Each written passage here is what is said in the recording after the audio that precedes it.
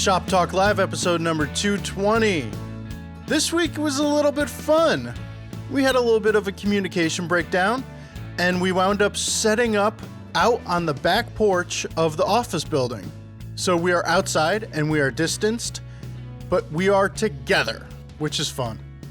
Also, I want to let everyone know that David Johnson's video workshop has posted.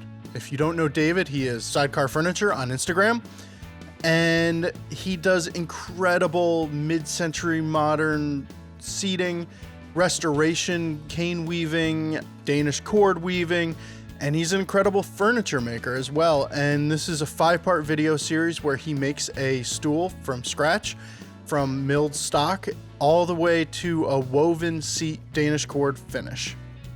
There's soap finishing, there's all sorts of stuff. It's a little bit different for us for our series. It's a little bit artsier, maybe a little bit more personal.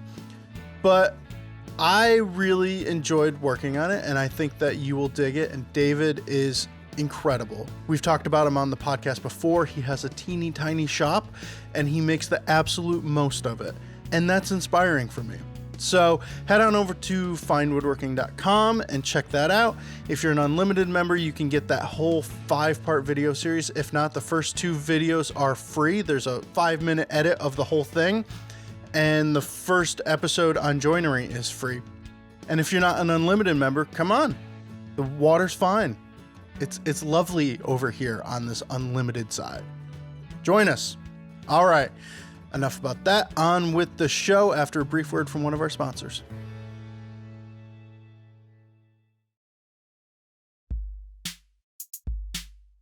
Veritas Tools is the manufacturing arm of Lee Valley. Veritas president Robin Lee says that their aim is to ensure that the tool does not limit the expression of the person who's wielding it. To that end, Veritas takes traditional woodworking tools and makes them better in terms of ergonomics, functionality, or manufacturing materials. Veritas holds over 100 patents, which they see as proof of their innovative approach to getting more out of a tool. You can see what they've got to offer at leevalley.com. Hey, man. Hey, Mike. Hey, Barry. Welcome to the office, guys. We're in person. I know. This is different. Nice and breezy, though. Yeah, there's leaf blowers wandering around the campus, of course. I was wondering if you could make it through the podcast without mentioning the leaf blowers. No. It's like, oh, yeah, but I left a gap on that tenon. This is the podcast equivalent of pointing out your woodworking mistakes. We will do all that we can to minimize the leaf blower noise. I apologize, dear listeners. Barry, how's your new workbench? It's fun. That's going to be my smooth move later. But it's fun, and it's pretty, and I'm happy with it. Have you christened it with a chisel chop yet or anything like that? Isn't that what you're supposed to do? But what did Phil Lowe do in his video? He whacked it with a hammer. Well, okay. It was, I think, the second or third day I was pulling out my tool chest, and I just smacked it into the side of one of the soft pine legs. Like, all right, fine. And we're off. Yeah. So, but I'm digging it. But the top isn't new. You're reusing your old top, right? Right. And the top was fine. It was, I think, 2 1/4 inch thick maple laminated strips. And that was in great shape. The base was on the old bench was driving me nuts, so I had to get rid of it. And I'm really, really glad. Like, storage is better. I've been able to like shift around stuff in my shop, and it just kind of makes more sense. Cool. So I'm like the Cascade. Do you have you have a shelf under there, not like a cabinet or anything, right? Right. I thought about making a cabinet, but that's more work, and I'm not sure if I want to just make a cabinet for the workbench. I think I want to do something more fun. Yeah. But What's the next project? I don't know, dude. Maybe like a coffee table. For weeks now. Yeah. It's been. I've been doing like little piddly stuff. I don't know yet. Oh, I don't know what I'm gonna build yet. I do the same thing. Yeah, you're just another ukulele. Well, we were talking about that in terms of deciding what the next project is, and that it's kind of a twofold. One is, what do you need around your place or have room for? And 2, what techniques do you want to utilize? And so I'm looking around my apartment going, what have I bought from Goodwill that I really don't want anymore? Yeah. And so that's kind of part of the process. And I also think that you have to start planning your next project while you're finishing your first project, but you can't get too into it Right. And then all of a sudden you lose your enthusiasm for the project you're building. Right. Which, I mean, right at that very end, that's the point where that's easily done anyways. Yeah. I don't know if I've mentioned this before, but I keep a sketchbook around. So I have sketches of a coffee table, and like I did it in SketchUp, and I'm not 100% happy with it. Yeah. Well, don't make it if you're not happy with it. And Yeah. So I've had, and Mike, I'm waiting to see your facial reaction. I kind of want to toss up the SketchUp image onto Instagram. Like, so what do you guys think? Critique it. Ouch. Right? Really? Yeah. Just toss it up. You don't have to say anything about critiquing. It's going to happen. It's going to get critiqued. Yeah. I don't know, but like, well, what is it? A camel is a horse designed by committee. Putting I want up a SketchUp image is like one of those, like, those people post a picture of themselves and say, roast me. Like that's gonna, like, don't worry. Just post the picture and it's coming. Those are, I should do this on Reddit. You're absolutely right. Yeah. So I'm still trying to figure it out. Coffee tables are seemingly impossible. Yeah. My very first project in college in a fine woodworking class was a coffee table because I had never seen a coffee table that I liked. And have you seen a coffee table you liked? I love the form. I got to the point where, like in school, then, you know, the instructor said, Mike, are you ever going to make something that's not a coffee table? Because it's such a great form. I mean, it's small. And like, you know, the sky is the limit in terms of the base, the top, the shape, and all that kind of stuff. It's great. Yeah, I love coffee tables. But you haven't made a coffee table in the entire time I've known you. It kind of burned through my coffee tables, I guess. Well, should we, let's answer some questions. I'm down with that. Cool. All right. This first question is from Brad. I've come to the realization I may have a wood scrap hoarding problem. I have several boxes where I have separated out general construction lumber, cherry, and walnut scraps. I'll keep some scraps with the rationalization that I can turn it into something on the lathe. So it seems that no scrap is too small. Granted, I have found myself on occasion digging through a box looking for something in particular, but it's not a great storage situation. What is your keep to trash threshold? Any good storage ideas?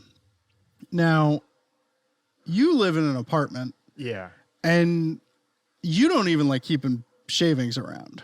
No, not at all. So I'm at the moment, I've gone through stages of tripping over scrap. I used to have one scrap pile. Now it's kind of 1.5, and it makes me feel terrible about myself.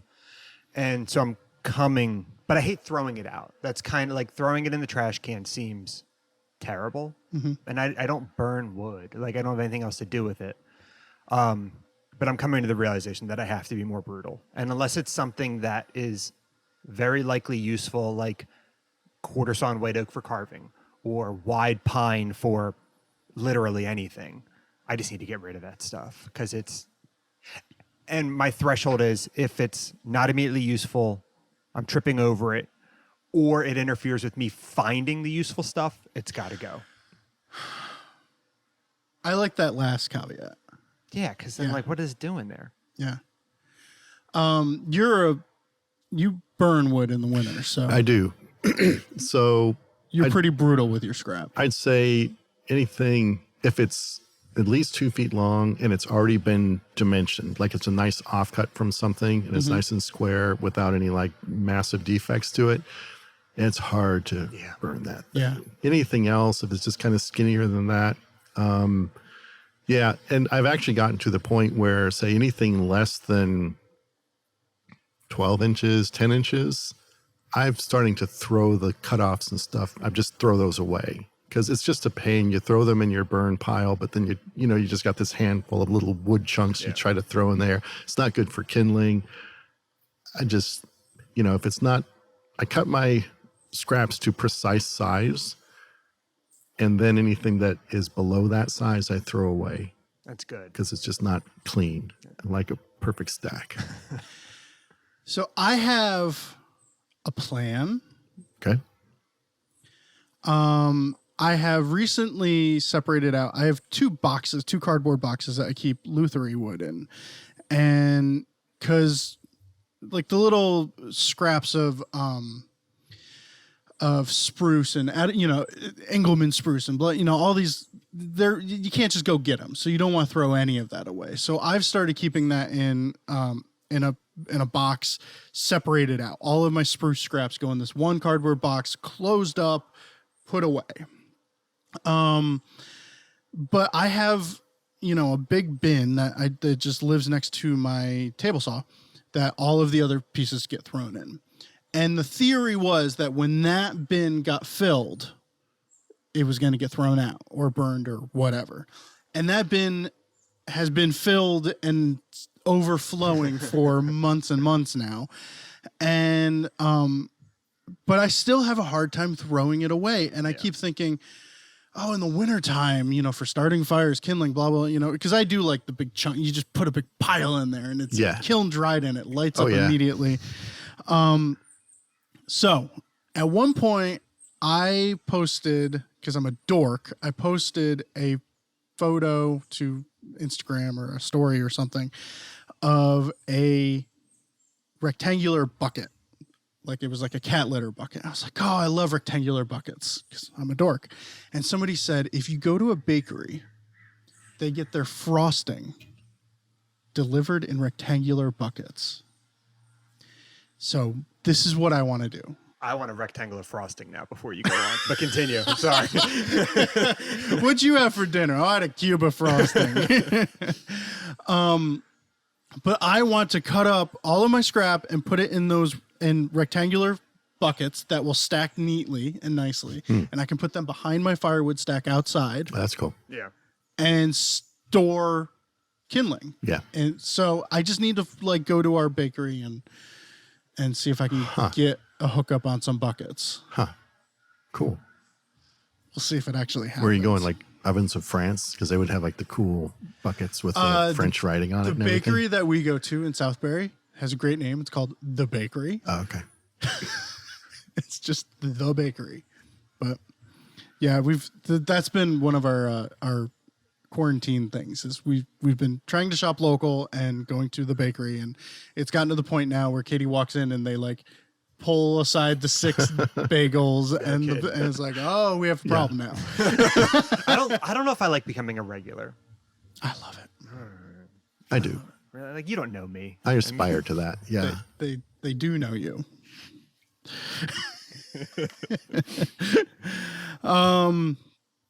Yeah. Scrap though. If anyone out there has good scrap, I've seen people with build a cabinet with drawers to store the offcuts in and stuff, and kind of. If it was pre-sorted, I think you'd be more likely to throw away you'd have a hierarchy. Like the I'm thinking in a woodcraft, and they have the bins of turning blanks. Yeah. Like if you just had cubbies and you could organize them, like you said, then I think it might be. My threshold for scrap might be higher if I could somehow organize it other than propping it up against the wall. I think Brad's onto something where he separates out cherry, walnut, and whatever. So it's like, this is my bin for cherry. Mm-hmm. And if it's full and I need to put a piece in, I need to throw a piece out or something like that. I think Brad's already well above us in regards to scrap. Brad, you don't need help. The rest of us need help. All right. Question number 2 is from Rob. I'm a huge fan of your podcast. It converted me into a fine woodworking subscriber. Thank you, Rob. I'm new to woodworking and I'm trying to build up my essential tools. I know a number 5 bench plane is on most people's list of 3 essential hand planes. However, I see a lot of people praising low angle bevel up jack planes as versatile, good for shooting, and easy to use on gnarly wood. Should a new woodworker start with a low angle plane or a number 5? Am I missing some major difference in their capabilities? Is a number 5 easier to tune up and maintain? So, Mike, you are well documented as a number 5 fan. Yeah, it's a good question though. Yeah. A bevel up smoother or jack is cheaper, right? I don't, not like a new I think one. so. I'm going to say yeah. Oh, so I'm going to say like a bevel up smoother jack plane from Lee Nielsen is cheaper than a number 5 Lee Yeah, because you Nielsen. have like the frog and all that going Yeah. on. I think it's slightly... Like, Yeah. I think This the is a number good 5 might be like question. I'm not going to start quoting numbers. I know the bevel up jack is 245. Is it? Yeah. And then the 5 is probably over 300 now? That's what I'm thinking. It might be 325? 325. I'm thinking just because there's more like a bevel down plane just has more metal in it. You know, like Yeah, there's more going moving on. parts Yeah. and stuff. All right, so number 62 from Lee Nielsen, low angle, 245. Let's see if I just go in their search field and type 5, if that works. Like this, yeah. All right, okay, 350. All Okay. right. Yeah. Wow, It's $105. Man, I didn't think it was that much. you're on it. I know. My math degree. Eventually, I would say both. You'll want both. So it doesn't really matter where you start. So, like, what do you think he means when he says of the 3? That was, yeah. Because you could go block plane 4, 5, or you can go block plane, shoulder plane, I guess 5 or 4. Yeah. I think. See, the 5 is great. I mean, you can use it as a smoother. I like the 4 better as a smoother. Yeah. But the 5 is better for jointing edges and stuff, a little bit longer sole. And then the bevel up, when you say you can do shoot end grain or handle gnarly woods, it means that you're taking this blade, and because the bevel is up, when you change a grind angle or honing angle, you change the effective cutting angle, unlike a conventional plane where the bevel is down and then the cutting angle is determined by the angle of the frog. So, But with the stock blade at 12 degrees or 20, yeah, 25 and the bed angle is 12, right? Yeah. So with a stock blade at 25, if you don't have a second blade, you're not gaining that. no, I go that stock advantage. at 30, so that gives me 42, which is just about 45 Okay. like a standard plane. Then you could go 25, which would give you 37, which is a low angle for end grain, which is about the same as a block plane, so you can use your block plane on end grain. Although it is nice for shooting. And then for like gnarly woods, you can go steeper than that. You can put a 45-degree angle, so that gives you a 52. It actually works really well. Yeah, that's what I do. Do you have? I have a second blade because the low angle jack on gnarly wood, like it's going to tear up Yeah. grain. You know. I don't know if you found this to be true. I've found when using our low angle jack in the shop that when it was sharp, it worked really well, but you had to keep it super sharp in order to work well. I don't know if that, Could it be the low, like the more fragile edge? I don't know. Because it's I'm not sure. I don't know. You can't go wrong either way. Which one do you want? Buy that one. Well, I had a 4 and a 5. I had a Lee Nielsen number 4 and a Stanley number 5 forever. And then I upgraded to a Lee Nielsen number 5, which is super nice. And then it was probably 10 years before I then got a bevel up smoother to complement that. That's just the way I went. Yeah. I know people who start out with that 62 or the bevel up jack plane from either Lee Nielsen or Veritas, and they love it. I have a Veritas bevel up jack, and that was honestly my only bench plane that I used for probably a couple of years. Really, that was my absolute go-to. Now I have the number 3, and now with the number 3, I almost wish I had a number 7 and a number 3. It's like the bevel up number 5 keeps coming in. It's not long enough to be a long plane, and it's not, it's not good for small things, which I'm normally working on smaller things. Yeah. But if the bevel up is cheaper, I have a hard time telling someone to get a regular number 5. If you're just getting into it, Yeah. you can get just as high a quality of plane for $100 less. Yeah. And if money is an issue, and it probably is, if you're not really convinced this is a thing for you, it might be a bad way to go. And then, like you said, just get an extra blade, because an extra blade isn't going to be that much more money, and you can really increase the functionality of it. I have 2 travel chests. So my big travel chest I take when I teach fits 3 hand planes, my 4, my 5, and a bevel up smoother. And my smaller chest fits only one hand plane, and that's a number 4. Okay. So, Well, and also it's you can shoot with a number 4. oh yeah, You can do all of the things he's listing with a number 4. Eventually, another plane you'll probably find can do those things better. You know, except smoothing. But so if you don't have a number 4 on your list, maybe the number 4 is the more versatile of those planes. And I would also argue, I think you're a lot more likely to find in good shape a vintage number 5 than you are a vintage 62 or a low angle. Those are what, like an old, wait, do you mean like a used Lee Nielsen or a used Stanley? I'm a used Stanley that you can refurbish and Yeah, because those old Stanley, like I think the all bevel over up the place. Stanleys, and they're not even, like the quality I don't think is, I think they're more collector than they are user. yeah. I'd say if you're really comfortable with hand planes, you know what makes them work and not, how to get sharp, how to flatten a sole. I think buying a vintage tool and rehabbing it is a good thing. If it's your first plane, I wouldn't recommend it. I would even pay for, if I was getting a vintage plane, I would pay someone more money who has rehabbed it for me, maybe put a replacement blade in there for me. there's a few people out there who have, you know, that's what they do. And I'm eyeing up like a number 7. Yeah, I actually bought an old number 4 Stanley from a guy who always brings his tools. Actually, he makes handles for planes and stuff. Bill Rittner. And he had this like beautifully rehabbed number 4, and it was like, I think it was like $125, which was like, well, that's super cheap for a good plane, but it's kind of expensive for an old Stanley, which you can probably get from 40 to 60 bucks. But about the 3rd year, I said, I got to have it, Bill. And actually, that is the plane that I travel with in my small chest, just because I love it so much. Yeah. It's just one of those tools that everything is right about it when you pick it up. I saw it the year that you bought it. Yeah. It was at, I guess it was at Bob's. And it's one of those things that you see from across the room. Yeah. You know, there are like tool vendors and demos everywhere, but it just, you hear the song, like there's a resonance over it. You go, what is that? And so, yeah, that's it.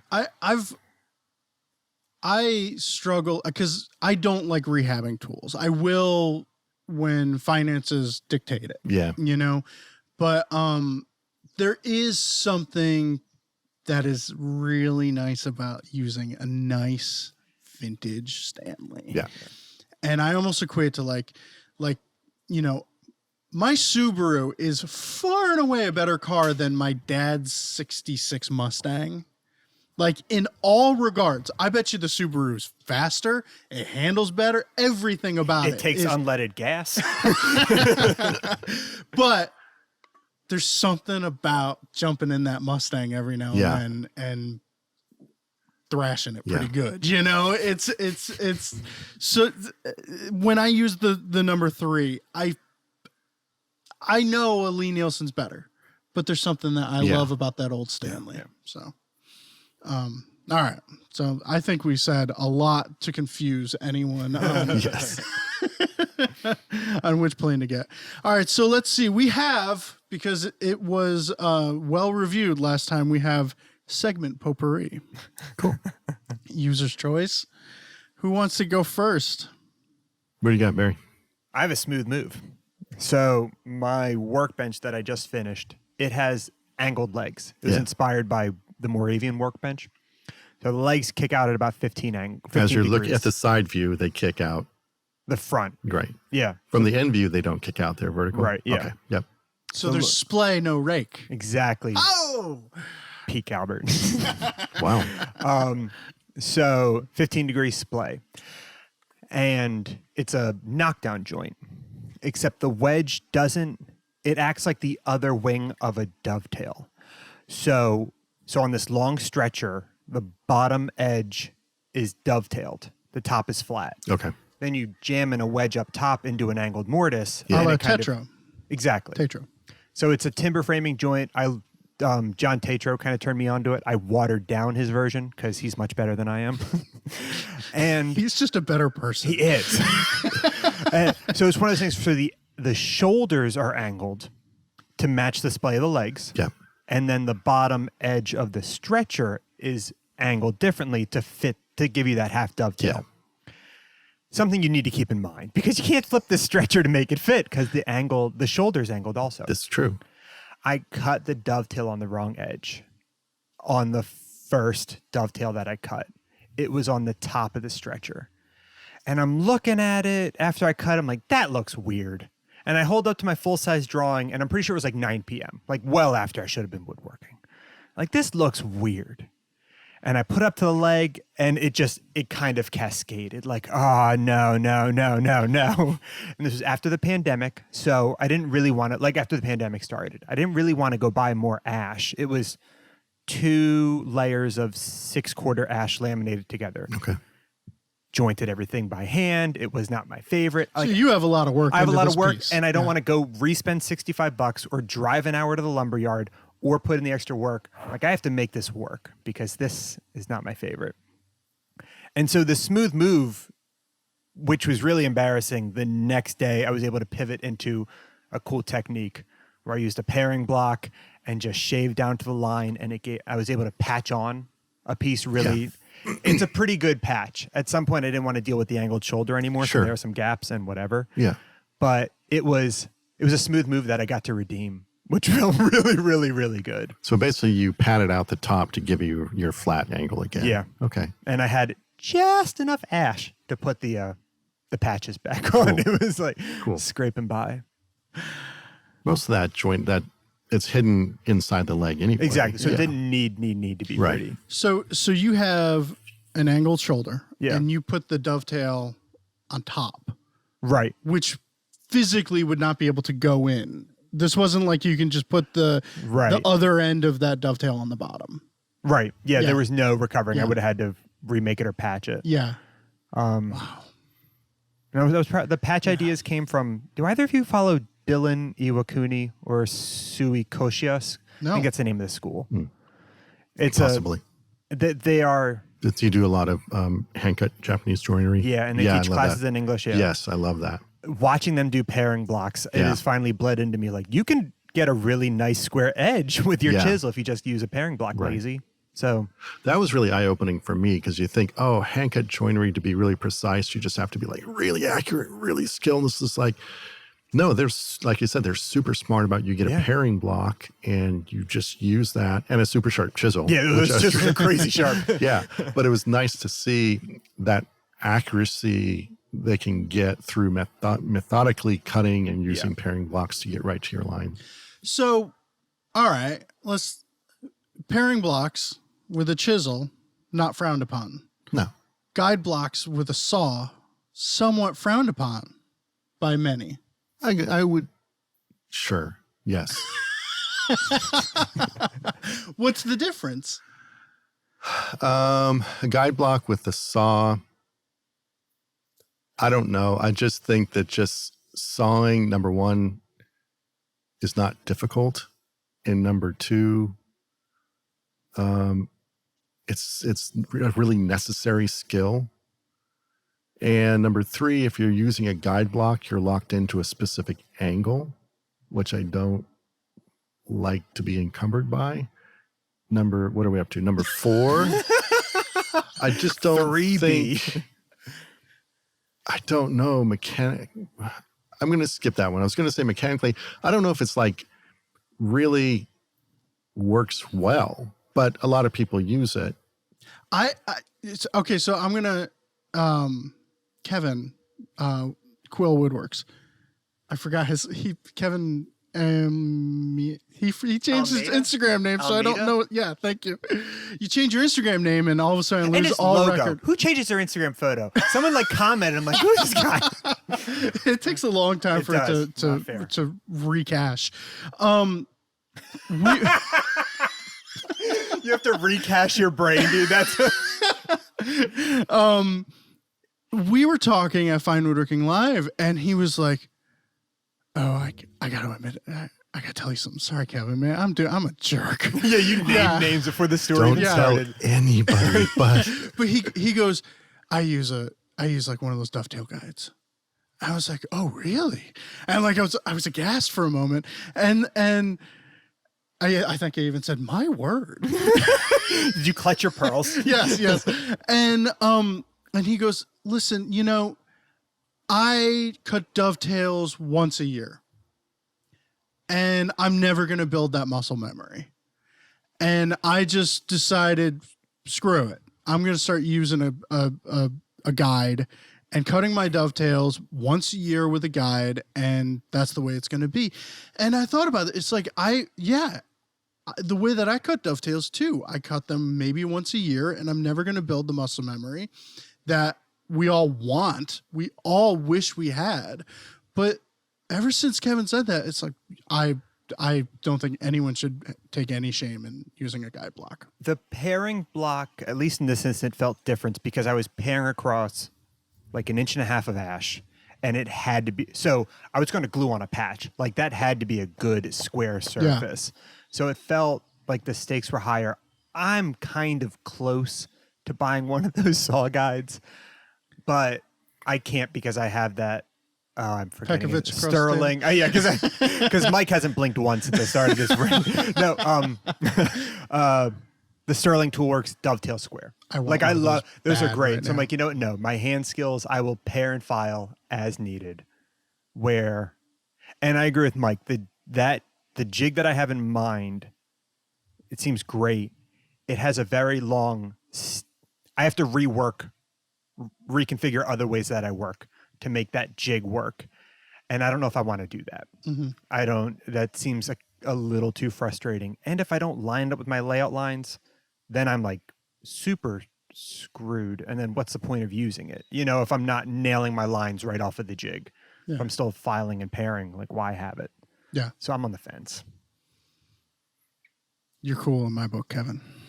Yeah, his stuff is crazy nice. He builds incredible furniture, so that's all that matters. I will go. What? Go ahead, man. Sorry.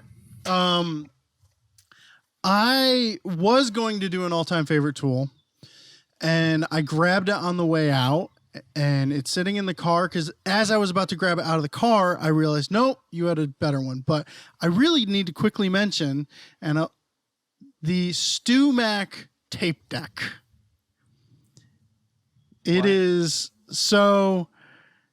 just a big tape dispenser for 3 rolls of. I want a tape dispenser. Get this one. I do. So far, I am in love with it. It's way beefier and heavier than I thought it was going to be. I was ordering tape from StewMac, and the tape that I was ordering was half the cost of the tape with the tape dispenser. And I thought, oh, fine, let's just do it. You're buying tape from StewMac? Yeah, because do you also light your cigars with $100 bills? No, I light them with StewMac jigs. Yeah, binding tape. It's that super stretchy. Yeah. It was just okay. Fine, let me splurge. But the tape dispenser is really impressive, Mike. I'm looking at you. You need this. Well, I'm all about multi-roll tape dispensers because it works. That's what we use. But I've never thought of stealing one from work and putting it in the shop. This is a better version, isn't it? This is great. And now I would have like my standard with blue tape, which is like, what is that? A little over an inch or something like that. I always do like 3/4. Yeah. 3/4 width? Yeah. Get the one that's just a hair like fatter than that. Yeah. And then I would have my double stick white tape right next to it. I haven't thought about putting the double stick. Oh, see, now I need more StewMac tape decks. I think that's what they're called. Because Mike has already stolen the one from Taunton. Well, because I like things to be matchy. Yeah, no, that's fair. Yeah. That's true. Huh. That's really cool. Yeah. Yeah. So right now I have blue tape and 2 sizes of binding tape. It came with 3 sizes of binding tape. So we'll see. All right. But my real all-time favorite of this week, I'm sorry. That took up Is that the one you left in the car? Yeah. All right. Mike could have stolen that Mike one. comes again. So I did not come up with this. It's too smart for me to have come up with it. Tell me who came up with it. But I made a mortise and tenon template for use with a pattern bit.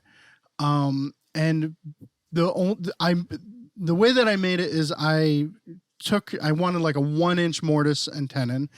I cut a piece of MDF 1 inches wide, 1/2-inch MDF 1 inches wide, and I glued the wings onto it so that it overhangs on one side.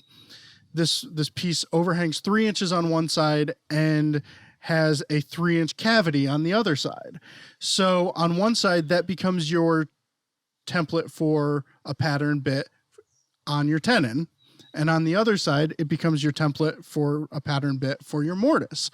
And you route these out and they fit perfectly, absolutely perfectly. You just have a couple of swipes with a file to make them fit because they are too perfect. Yeah. And it is the same. You're referencing off the same piece of wood. In one spot, it is because it's a sticky outie or the sticky innie. Sticky outie or sticky innie. Yeah. That's a better way of describing it. I'll post a picture of it. Yeah, Mike Corsack did that for us. I knew I wasn't that smart. And when did he do sticky outie, sticky innie? For routing double tenons. Oh, that was that. Okay. And double mortises. Yeah. And Bob Van Dyke, he had kind of done that same thing as well, but Mike beat him to it in terms of an article. Super, super smart technique. Yeah, because the same piece, as long as that piece is cut parallel, that there's no way it doesn't fit. But you came up with this yourself in your shop. Well, I obviously read it and have... Sorry, there's a bug on my windscreen. It was awesome. I read the Corsack, obviously, and it seeped its way into my being. So that's where very cool. I'm gonna give Corsack credit for that. Nice, because he is smart enough to have come up with stuff like that. That guy's smart. Yes. That dude's got game. Yes. Yeah. So what I was going to say is, I mean, there's a lot of solutions that have been figured out by hundreds or thousands of people before. But like if you're in your shop and I have to do this, what if I try this and it works? I don't care how many people thought of that before you did. If like you were in the moment, let me try it and it works. That's one of the greatest things. And you get all the props in the world. Thank you. So that's like, I said like 90% of the techniques I use, I learned directly from someone else. The other 10% that I thought of myself, 9% of those have actually been thought of by other people a lot. Actually, 9.99. So that's cool. Yeah. All right. You went. Mm-hmm. Your turn. I was going to do favorite tool of all time of the week, which is super quick because it's hot out. It's my wall unit air conditioner in my shop. Knock it off. I mean, it's like climate control in a shop. It's hugely important. I think it's super important. Like the fact my shop is relatively warm in the winter and relatively cool in the summer is so integral to doing good work and being real productive. I think having a true 4-season shop means your climate control is right on. Or you live in California and screw you. So, but favorite technique of all time, because you reminded me of this. I've talked about a variation on this for doing double tenons, double mortise and tenons, where you have a spacer block set for the width of your tenons that you use in conjunction with your hollow chisel mortiser. Cut one, put the spacer in, cut the second one, and then you head to the table saw and you have two different spacers. One that gives you the right size tenon, so it's equal to the width of the tenon plus the curve of the blade. So you make one cut, put the tenon guy in there, make another cut, put the spacer in there, make another cut, then put the spacer and the tenon in there to make the fourth cut, and like you're on. But it's like 2 spacers, 4 cuts at the table saw. I decided, what if I cut these tenons with a 3/16 wide box joint blade? Mm-hmm. And I just wanted the gap between the tenons to be exactly 3/16 wide.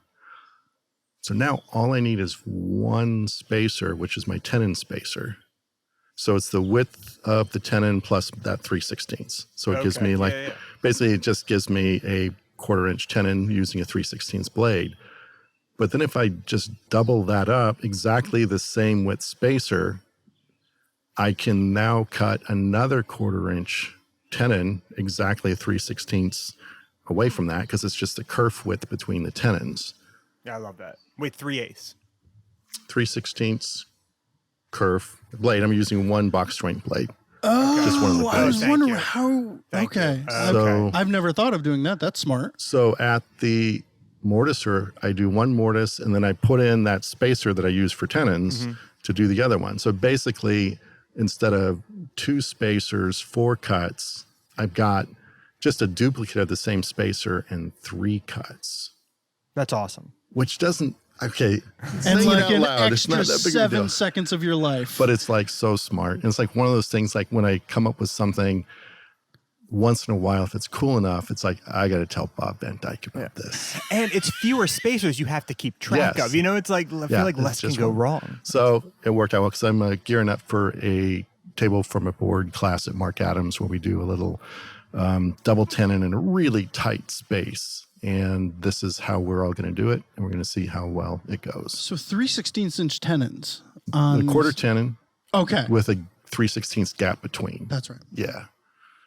And then I was using just, instead of a tenon jig, because the parts are super skinny with all the spacer blocks, I just use a crosscut sled with a kind of a fence stop clamp to it. But then to hold these skinny parts against the fence, I got a piece of MDF and I cut a notch, vertical sort of notch into it, which kind of acts as a pressure finger board against it. But then because the MDF is at an angle, because one end is against the fence, the other end is bearing against the workpiece, I actually angled that face of that notch a little bit. So it's like parallel to the front of that little tenon rail. Anyway, and then I put sandpaper on there. You got to put the double stick sandpaper or the sticky back sandpaper. Okay. And it's you've nice. lost it. It's nice. So how soon after buying a table saw are you buying one of those box joint blades? I think it's whoosh. Okay.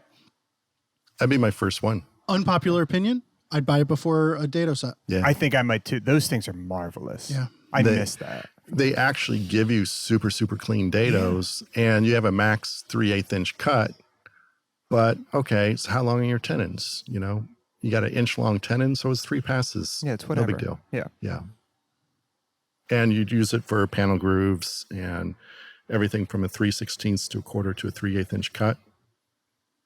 I'm a big fan. Super flat base, so Yeah. super cool.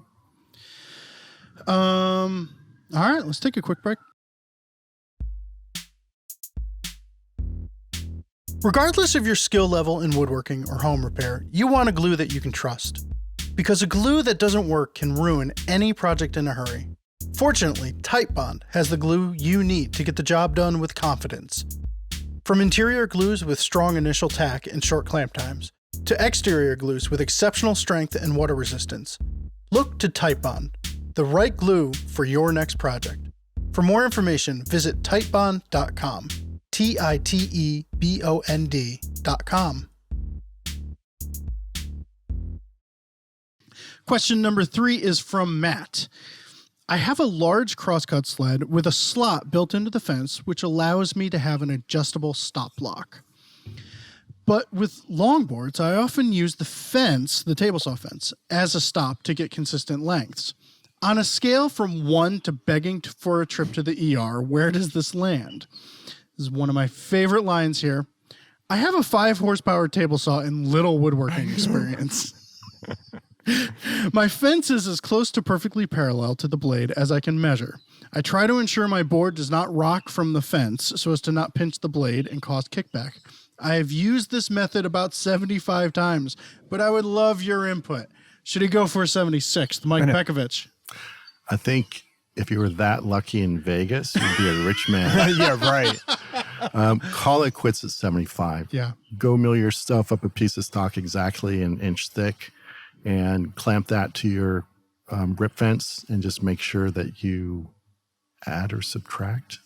Add that inch to your setting. Yeah. So how? Yeah. Yeah, never mind. Yeah, I mean, and you nailed it in terms of the concern. If that board comes away from the sled at all, if you're pushing forward or really when you're pulling it back through the cut and it pivots into the blade, number one, you can you're going to mess up your cut, which is a bummer. And then just whenever you trap stock between a fence and a blade and it's unsupported, you're asking for trouble at some point. And I'm super glad nothing bad has happened to this point, but call it good and get a stop on there. That's something that isn't brought up very often, is the fact that pulling stock back through the blade on a crosscut sled or something, because you're not in that that hyper focus mode. You're at 100% focus during the cut, and then you ease back on that a little bit, and you back down to 80 as you pull it back through sometimes. Yeah, and that's when stuff goes wrong, or that's when, and again, even if it's not an injury go wrong, you're going to mess up your cut. Yeah. And then if you have a crosscut sled where your runners are a little worn out and there's a little slop and like pushing through, I know if I push hard with my left hand forward and pull with my right hand back, I'm going to get like a super square cut. But then as I'm pulling it back toward me after the cut, I have to like maintain that exact same sled angle. So my concentration is 100% front and back, but you're right. And then they say, well, just, don't pull it back through the cut. It's like, that's a pain. Right. If you're just doing a lot of stuff, a lot of repetitions to not pull it back across the blade. There are times if it's like a really wide piece of stock, if I'm like cross-cutting case sides and I have a big deep sled and there's so much mass on that it's just going to pivot as you pull it back. I will do once through, turn off the saw, take the workpiece off. Yeah. But for smaller parts, 95% of the time I'm making a cut, pulling it back. Yeah. Yeah. The other thing that he could do, so I normally cut to the left of the blade. On my crosscut sled with my miter gauge, whatever. For some reason, I cut to the left of the blade. If I'm really thinking it through and I really want to use the fence as a stop block, and I have the unifence, so I can pull it back and use it as a stop block without needing a spacer. But 90% of the time I'm cutting to the left of the blade. So I have, because Bob Van Dyke did an article on stop blocks and he had that long stick with a little stop block on it that you clamp to your fence. I have one of those that I was supposed to bring back to Bob like 4 years ago and he's not getting it back. Yeah. But that's worth it. It's just I think maybe a 3.5 foot piece of stock with a stop block on it, and I set the board in place wherever it needs to be, put that L-shaped stop on the top and clamp that down. So it isn't as convenient as the table saw fence or a built-in stop block, but for the amount of times I actually use it, it's a really good option. And it works with a miter gauge too. I think I'm ambidextrous. I find myself cutting on different sides of the blade for different things. If it's super long stock, I tend to have the stock on the right because I have that side feed table on my table saw. And I just have a piece of MDF the same thickness as my crosscut sled just down on my side feed table to keep that piece parallel. So I'm not fighting the fact it's pivoting down as I'm making that cut. But like if I'm using a little sliding L stop for short little pieces, that's always on the right of the blade and the workpiece is on the left of the blade. So I think it just depends on the operation. When you use your miter gauge, which side is it on? I'll use the miter gauge a lot of times if I'm cutting tenons with a dado blade. So the miter gauge is always on the left and I'm using the fence as a stop for the end of the tenon. Oh, okay. Yeah. Right on. And the other thing I think should be mentioned is if your spidey senses are going up about anything. Yeah, dude. Yeah. Give it a break. The problem is there's a lot of wrong ways to do things that if nothing bad has happened yet, a lot of time those spidey senses don't kick in. And I see, a lot of techniques on YouTube and whatever where it's just like, oh, I'm glad that's working for you. I'm kind of not so glad you're posting video of doing it this way. I'll send screenshots to Ben And all of a sudden you hear over the cube, why did you send me that? Because it's that dicey. Yeah. You know? And there's always like I've done it this way for years. And it's like, that's sure. And there are times when whatever, just because you've done it that way for years doesn't mean that everybody else should now take up your cause. At the magazine, we really are careful about what we print. And something can work for an author who's a professional woodworker, but it's just like, yeah, but I don't want to show something where someone's fingers are within a half inch of the table saw blade. Yeah. So let's figure out a different way to do that. And table saw physics are weird. They're weird. Circle is spinning up and toward you, and how that can lead to kickback. Yeah. I don't like, it's not like a bandsaw blade. Like that feels kind of intuitive. Yeah. Compared with the table saw blade where it's like, wait, hold on, that can pull the board over and away from the fence and toward me, like in a smile type kick. Exactly. Yeah, table saw physics. I don't know if I'd recommend going. Yeah. Thinking those from the start. Like. Yeah, on the table saw, if something goes wrong, it goes wrong really quickly. Yeah. Before, and I would say probably the majority of the time, if you're not sure why you were doing wasn't a safe thing and something bad happens, chances are you probably may not even have an understanding of why that happened, and that's kind of scary. Well, and to your point that how the physics of it are confusing, I really think that it seems straightforward. Right. Yeah. Because you see where the wood is getting cut. You see but there's this whole other aspect that is 50% of the physics at play here that you have not come in contact with yet, or you're not aware of yet because you haven't been made aware of it yet. Right. And I was recently putting together a collection. So you just bought a table saw, and it was like, these were the things that I thought somebody should read when they just buy a table saw. Yeah. And I think I put 2 or 3 articles in about kickback and I said in the write-up, it was like, they explain it differently. Yeah. One might get the point across and the other might not. And read them both. Yeah. And I think it doubles your chances of getting the points across, because I don't think I realized what was going on for years behind the physics. Weird. Yeah.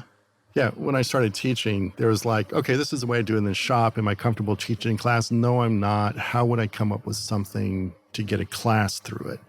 And invariably, the method I think of to get a class through it, I end up using that myself in the shop. It's like, oh, yeah, that's a lot smarter. All right, question number 4 is from Steven. I need a surefire approach to widening a long dado in sheet goods. I'm in the process of making a small bookshelf from shop sawn walnut veneer on Baltic birch.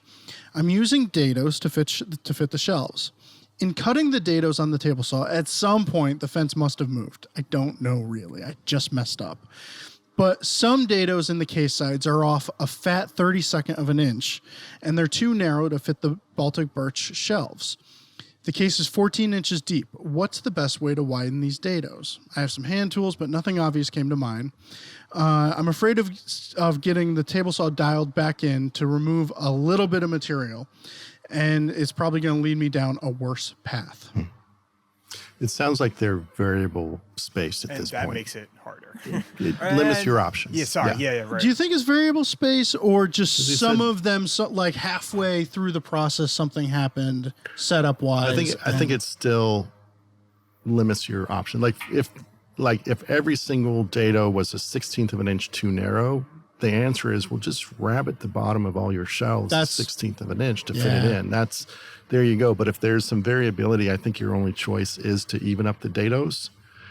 Fat 32nd of an inch. So it's not much. So I would figure out where I'm off. So like vertically, if these dados are along a bookcase, is it off on the top or the bottom? Hopefully it's consistent. Yeah. Like let's say if the tops are always consistent, and I have to open up the bottom, okay. If not, I would clamp the 2 boards together and look to see where they're off. So let's say you've got one wall which is good and one wall which is too skinny. I would clamp a board down flat on the surface, aligned exactly flush with your good edge. and then get an offcut for your shelf, put that up against that stop and clamp a second board sandwiching that piece between them and clamp that down. So now you basically have a template. You can use a bearing guided router bit to run along that second one, and it should give you a pretty accurate data. That's what I came up with too. So I had something. All right, I had a couple things similar, but it's a 30-second off. Yeah. He could plane, so it's shop sawn veneer, so probably thicker, right? Yeah. He could plane a 64th off of each face. Would that be? But I just wouldn't if I've got variable dado thicknesses. So a lot of my answers were are these consistently off? Because I didn't think about the consistency of the top and bottom of the dado being off, which that could really make things difficult because all of a sudden you get them set up and then your shelves are crooked. Right, exactly. And I don't know if I would have seen that one coming. Yeah. So, you would see it going though. And a side rabbet plane is like, but is that approaching handwork that you don't want to deal with? Is that approaching a purchase you don't want to deal with for something? Like anytime I see somebody with a side rabbet plane, I'm always like, right. I agree. Except for Tim Rousseau. I would say if it's a hand thing and it's a skinny 30-second, do the same thing at clamping the board instead of pulling out a router. Get your chisel. It's a pairing guide. Pop. That's not cheating. It's a pairing guide, not a saw guide. Yeah. That just felt fair. All right, Yeah. I having just made fun of everyone with side rabbet planes, I want one or two as well. They're beautiful. Because they look so they are beautiful. And they're a little pair. They're so beautiful. Yeah. You do the little French fit thing on the shelf, the left and right, And they have that ductile bronze, the gold ones. Yeah. Yeah. Yeah. I want them. Yeah. But I would never use them. No, never. Yeah. Because why do you want to deal with the end grain when you can do the face grain? Pattern bits, pattern router bits. That's my new favorite router bit, I think. Yeah. One router bit, I think it's a pattern bit. Yes. The little 1/2 one. Little 1/2 inch, little 1/4 inch, like 1/2 inch diameter. Quarter. Oh. 1/2 inch diameter, but I have a 1/4 inch length, a 1/2 inch length, and an 1/8 inch length. No way. You have the 1/8 inch. Yeah, the 1/8 inch is sweet. So it's only an 1/8 of an inch that projects Cutter. from the bottom of the bearing. Yeah. I didn't know that they existed. Yeah. So what are you doing with that, Mike? Well, you can shove that thing in a router table, and if you have to true up tenons, you can just run your tenon over that bit, and the bearing is going to hit your shoulder because that bit is so short. Bam. I like that. That's great. Yeah. And the lawn mowing guy just declared we're done. All right. So, we have, all right. So last episode, if he doesn't drive around too much, I can denoise it. Last episode, we talked about dado stacks in Europe being illegal. And we came up with a bunch of reasons and they're all wrong. And I knew that as I posted it. Not as we recorded it, don't get me wrong. I'm not going to declare that I knew the answer. But I researched into it, and it's really, really stinking complicated. And then Alad Pugh on Instagram messaged me, and he laid it out succinctly. So I asked him if I could just read his message. I've just listened to the latest episode of Shop Talk Live around the European dado blade question. It's getting a bit geeky, but technically dado blades are legal, but there are two bits of legislation that make it difficult. One regulation stipulates that a saw blade must stop within 10 seconds of the saw being turned off. This is difficult for most of our saws to achieve with a loaded dado stack. So the mass of a dado stack just keeps spinning and spinning. Okay. Most saws come with a short arbor to prevent dado stacks being added. Yeah. The other regulation is that the blade must be guarded at all times, and in the UK, blade guards are almost universally attached to the riving knife. So you would need a floating guard to replace it. There you go. He said that there are saws. So we did mention the riving knife. Yeah. And that they don't work with different diameter blades. So we were Yeah. kind of half right. We were We not just right. like in forgot that. about that whole guard thing. Yeah. So, yeah, Yeah. kind of right. And then, The spinning thing made a lot of sense. Right. The spin down time. and then you posted some pictures of like a European dado blade, and they're so nice. They're so much nicer than ours. Didn't they have like little carbide insert Yeah, that looked cutters? incredible. It looked like a somebody- wide blade. Or Somebody like a thick posted blade. as a. He's walking up with a weed whacker right now. The sounds of nature. No lawn gets mowed more than this empty office building's lawn. All right. Let's see. We have a comment, 5-star comment on iTunes from the Big Kurt. I found myself getting into this craft just this spring after finishing a custom speaker project my late uncle left behind. I knew there were better ways of joinery other than pocket screws everyone uses on YouTube. With my father passing away, I had nowhere else to turn other than looking for a podcast. I happened across this one, gave it a whirl, and was hooked. That was April 3rd. Now it is July 7th. I have listened to every episode, listened to Nick Offerman's book on the recommendation, received a USB archive for Father's Day, refurbished my dad's old record in Stanley Plains, and completed my first piece of furniture this weekend, a bookcase from the magazine for my daughter. To say I'm hooked is an understatement. This podcast has helped me in ways unimaginable. The banter between the hosts is natural and engaging. The segments are informative and entertaining. The chemistry between all the hosts is outstanding and leaves me wanting more. Outstanding job. One suggestion, bring back Ed's sound effects. Did he have a weed whacker sound effect?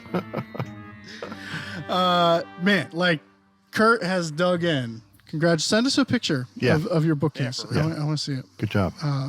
Yeah. All right. So obviously he's been good on quarantine and staying away from everyone. Yeah, nicely done. Yeah.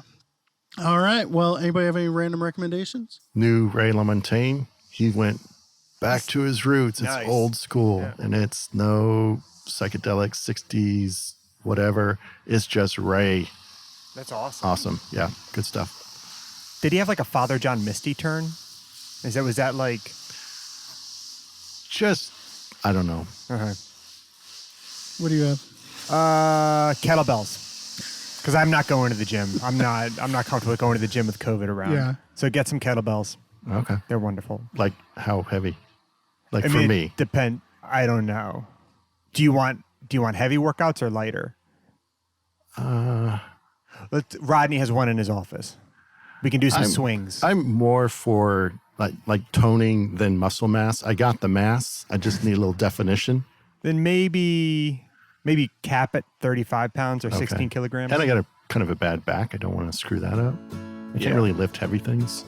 I should probably cap at a 16 kilogram or 35 pounds. All right. But maybe 20-ish would be cool to start with. And those are available, I think, at like Target. Okay. I think I still have like a couple bowling balls. Can I just leave them in their bags and hoist those around? Absolutely. Okay. No.